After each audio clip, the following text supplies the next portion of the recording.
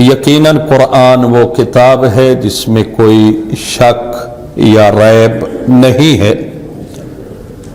ہر قسم کے عیب اور شک سے پاک ہے، یقینی کتاب ہے اس لیے کہ کلام اللہ ہے، لانے والا بھی امین ہے، جبرائیل امین کہتے ہیں، جس کے قلب مطہر پہ نازل ہوئی وہ بھی رسول امین ہے۔ امانت اور امنا کا سلسلہ، اس کے درمیان یہ کتاب منتقل ہوئی، ہم تک پہنچی، تو ظاہر ہے اگر کسی چیز کو حدیث سے آپ پیش کریں گے، روایت سے پیش کریں گے، تاریخ سے پیش کریں گے، اس میں شک و شبہ ہو سکتا ہے۔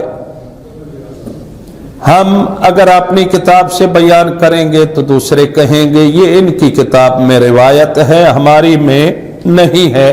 لہذا ہم معتبر نہیں مانتے۔ اگر صحیح بخاری یا صحیح مسلم سے نقل ہوگی دوسرے کریں گے تو ہم کہیں گے کیونکہ ہمارے ائمہ سے یہ روایت نہیں ہوئی ہے اس لیے ہم اس کو ماننے کے لیے تیار نہیں ہیں۔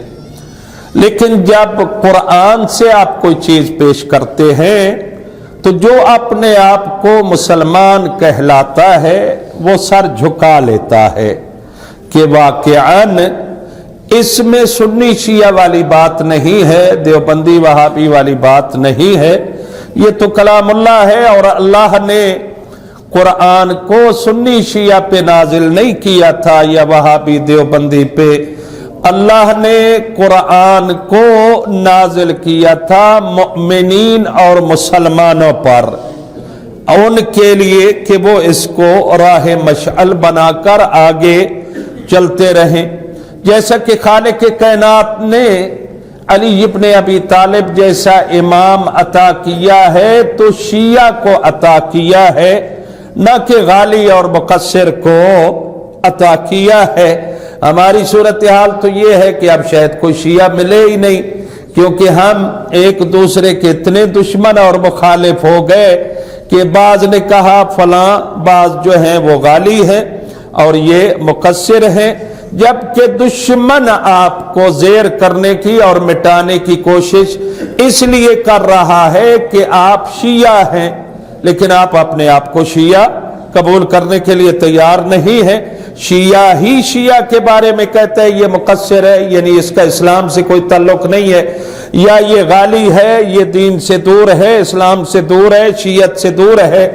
تو وہ فرمان اس کا مصداق کون ہوگا؟ یا علی انت و شیعتک هم الفائزون یوم القیامت، اے علی قیامت کے دن تو اور تیرے شیعہ کامیاب ہوں گے۔